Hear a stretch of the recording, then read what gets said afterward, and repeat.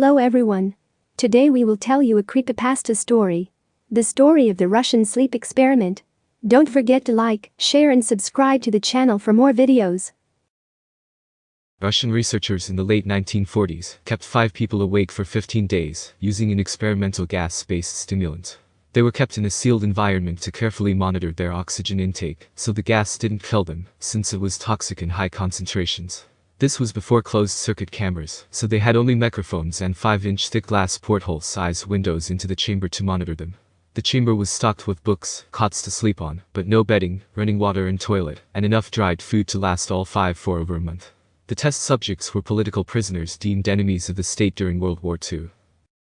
Everything was fine for the first 5 days. The subjects hardly complained, having been promised, falsely, that they would be freed if they submitted to the test, and did not sleep for 30 days. Their conversations and activities were monitored, and it was noted that they continued to talk about increasingly traumatic incidents in their past, and the general tone of their conversations took on a darker aspect after the 4-day mark. After 5 days they started to complain about the circumstances and events that lead them to where they were, and started to demonstrate severe paranoia.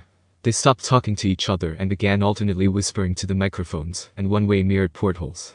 Oddly, they all seemed to think they could win the trust of the experimenters by turning over their comrades, the other subjects in captivity, with them. At first the researchers suspected this was an effect of the gas itself. After 9 days the first of them started screaming. He ran the length of the chamber repeatedly yelling at the top of his lungs for 3 hours straight. He continued attempting to scream, but was only able to produce occasional squeaks. The researchers postulated that he had physically torn his vocal cords. The most surprising thing about this behavior is how the other captives reacted to it, or rather didn't react to it. They continued whispering to the microphones until the second of the captives started to scream. The 2 non-screaming captives took the books apart, smeared page after page with their own feces, and pasted them calmly over the glass portholes. The screaming promptly stopped. So did the whispering to the microphones. After 3 more days passed, the researchers checked the microphones hourly to make sure they were working, since they thought it impossible that no sound could be coming with 5 people inside. The oxygen consumption in the chamber indicated that all 5 must still be alive. In fact, it was the amount of oxygen 5 people would consume at a very heavy level of strenuous exercise. On the morning of the 14th day the researchers did something they said they would not do to get a reaction from the captives. They used the intercom inside the chamber, hoping to provoke any response from the captives they were afraid were either dead or vegetables. They announced, "We are opening the chamber to test the microphones. Step away from the door and lie flat on the floor, or you will be shot. Compliance will earn one of you your immediate freedom." To their surprise they heard a single phrase in a calm voice response: "We no longer want to be freed." Debate broke out among the researchers and the military forces funding the research. Unable to provoke any more response using the intercom, it was finally decided to open the chamber at midnight on the 15th day. The chamber was flushed of the stimulant gas and filled with fresh air, and immediately voices from the microphones began to object. 3 different voices began begging, as if pleading for the life of loved ones, to turn the gas back on. The chamber was opened and soldiers sent in to retrieve the test subjects. They began to scream louder than ever, and so did the soldiers when they saw what was inside. 4 of the 5 subjects were still alive, although no one could rightly call the state that any of them in life. The food rations past day 5 had not been so much as touched. There were chunks of meat from the dead test subjects' thighs and chest stuffed into the drain in the center of the chamber, blocking the drain, and allowing 4 inches of water to accumulate on the floor. Precisely how much of the water on the floor was actually blood was never determined. All 4 surviving test subjects also had large portions of muscle and skin torn away from their bodies. The destruction of flesh and exposed bone on their fingertips indicated that the wounds were inflicted by hand, not with teeth as the researchers initially thought. Closer examination of the position and angles of the wounds indicated that most, if not all of them, were self-inflicted. The abdominal organs below the ribcage of all 4 test subjects had been removed. While the heart, lungs and diaphragm remained in place, the skin and most of the muscles attached to the ribs had been ripped off, exposing the lungs through the ribcage. All the blood vessels and the organs remained intact. They had just been taken out and laid on the floor, fanning out around the eviscerated but still living bodies of the subjects. The digestive tract of all 4 could be seen to be working, digesting food. It quickly became apparent that what they were digesting was their own flesh that they had ripped off and eaten over the course of days. Most of the soldiers were Russian special operatives at the facility, but still many refused to return to the chamber to remove the test subjects.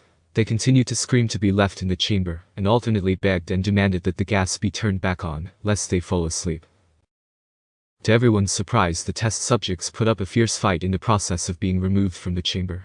One of the Russian soldiers died from having his throat ripped out, another was gravely injured by having his testicles ripped off, and an artery in his leg severed by one of the subject's teeth. Another 5 of the soldiers lost their lives if you count ones that committed suicide in the weeks following the incident. In the struggle, one of the 4 living subjects had his spleen ruptured, and he bled out almost immediately. The medical researchers attempted to sedate him, but this proved impossible. He was injected with more than 10 times the human dose of a morphine derivative, and still fought like a cornered animal, breaking the ribs and arm of one doctor. When heart was seen to beat for a full 2 minutes after he had bled out to the point there was more air in his vascular system than blood. Even after it stopped, he continued to scream and flail for another 3 minutes, struggling to attack anyone in reach, and just repeating the word more over and over, weaker and weaker, until he finally fell silent.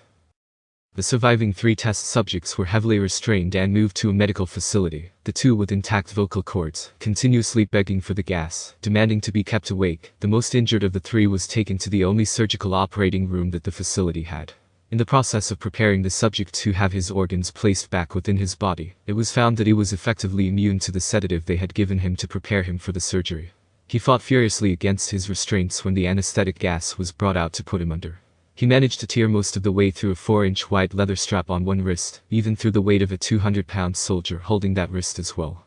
It took only a little more anesthetic than normal to put him under, and the instant his eyelids fluttered and closed, his heart stopped. In the autopsy of the test subject that died on the operating table, it was found that his blood had tripled the normal level of oxygen. His muscles that were still attached to his skeleton were badly torn, and he had broken 9 bones in his struggle to not be subdued. Most of them were from the force his own muscles had exerted on them. The second survivor had been the first of the group of 5 to start screaming. His vocal cords destroyed, he was unable to beg or object to surgery, and he only reacted by shaking his head violently in disapproval when the anesthetic gas was brought near him. He shook his head yes when someone suggested, reluctantly, they tried the surgery without anesthetic, and did not react for the entire 6-hour procedure of replacing his abdominal organs and attempting to cover them with what remained of his skin. The surgeon presiding stated repeatedly that it should be medically possible for the patient to still be alive.